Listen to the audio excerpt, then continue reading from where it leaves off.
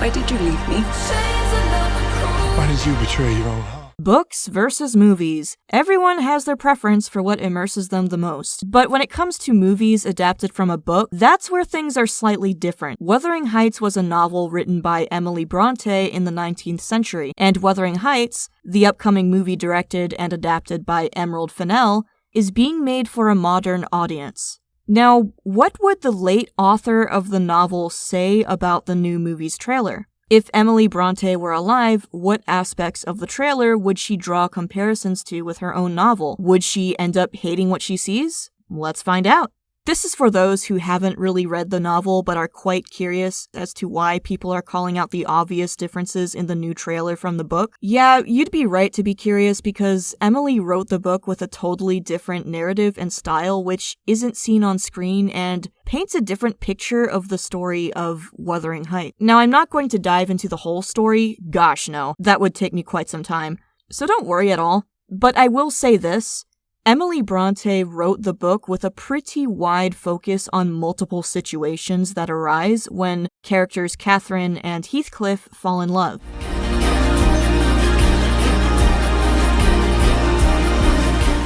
Those who might think this is an erotica after seeing the trailer, I'm sorry to say, it's not, but it is a dark and gothic tale of the tragedies that follow through when passion for love and social status clash. Keep this in mind, but for now, let me tell you a little bit about Fennell and her take on this story. So, the trailer dropped quite a while ago, but fans of the books have been having quite a lovely time on Reddit and YouTube comments calling out the differences in the narrative. For a moment, I want you to forget the fact that directors sometimes use their creative liberty to set their own narrative style and mishmash a few things, add in their flair, top it up with a little seasoning of their own visual theme, and adapt a book for their movie. I want you to understand how Wuthering Heights' core elements have been changed quite a bit for this new movie, and you may just see why fans are a bit concerned. Well, maybe not bit, but actually quite a lot in some cases. You may have noticed the elephant in the trailer, not the actual one,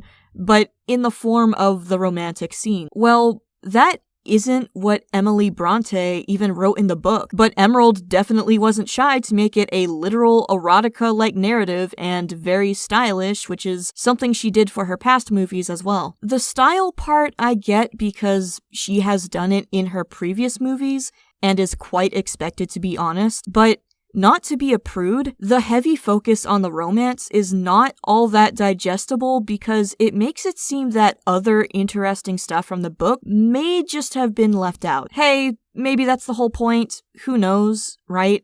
The book was written during a different time and Emerald needed a sharp focus for the plot, so she made it an erotic-looking movie. Makes sense? Okay, think about it. But as you do, I wonder if Emily would give us a yay or a nay for the new trailer.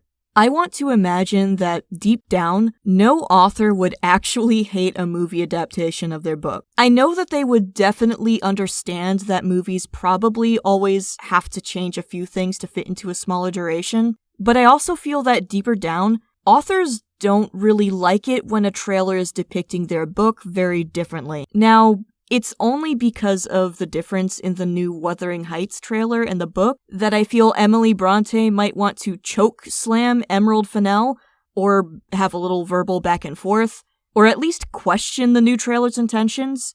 It's just my assumption, but I promise to make it make sense. You can count on me for that. Oh, and the choke slam was a joke. Please don't come at me. All bad jokes aside, this is why I gave that little refresher before, so you know that indeed, there are differences, and Emily would surely catch that immediately, or at least until the obsessive-looking romance began. I'd imagine her saying, "This is not how Catherine and Heathcliff behave in my book," in an English accent. Okay, but seriously though, the book had emotional depth and characters that didn't just want to start making out the first chance they got, and had to deal with each other and the complicated societal stuff and the generational trauma stuff that came in the way. When there's too much of one thing in the trailer, it comes off as the only central theme, and I think that Emily would feel the same about the focus on romance throughout the trailer, and quite possibly in the movie as well. Yeah, it may be modern, or the thing that gets people excited right now, But what about everything else Emily Bronte has written in the book that she so thoughtfully created? Think about that tagline you saw in the movie, the greatest love story ever, and think back in the book and tell me that it did not make you go, huh? If Emily never intended it to be a love story in the first place, I can imagine even she would be second-guessing Emerald's thought process. But once again, people, I'm bringing in the second elephant in this room, and that is the casting choices. You know I wasn't going to ignore this because that's not my Heathcliff. Do you think Emily would say that as well? Because clearly, the new movie completely ignores the fact that Heathcliff was not your typical pretty white boy, but someone with darker skin. Before you attack me, no, I'm not saying dark skin isn't pretty, but the book described him that way to bring forth how the main characters belonged to different social classes. Heck, Heathcliff was really the other in the story, and was of unknown origin, but the movie choosing to go the other way is a bit of a head-scratcher for me. There's a bit more though. The music.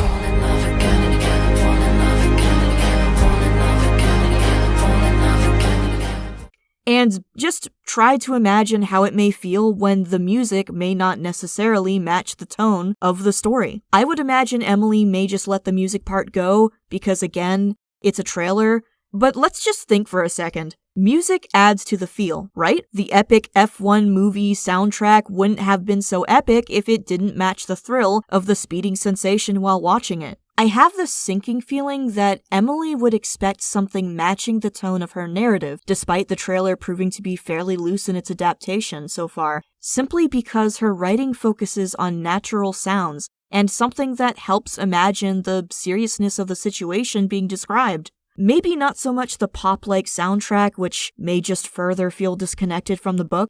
So, let's answer the lingering question about Emily hating the new trailer. I have a feeling that if Emily were alive and saw her book being twisted up to favor a certain style on the big screen, she wouldn't be silent and immediately approve unless the movie was titled differently. Maybe if it was XYZ blah blah, a love story inspired by Wuthering Heights, Emily may have shrugged it off. I'm not trying to say I know Emily Bronte like I know the back of my hand, but I'm tempted to believe that the new trailer might make her question where the narrative choices for the movie came from, because she certainly didn't write them that way. It isn't too clear why Emerald went this way and chose to call it Wuthering Heights, so I feel Emily Bronte would probably skim her own book a number of times trying to find out why the trailer is so shockingly different. I can imagine her saying, "Did I really write this?" in an English accent again. Which is fun, trust me.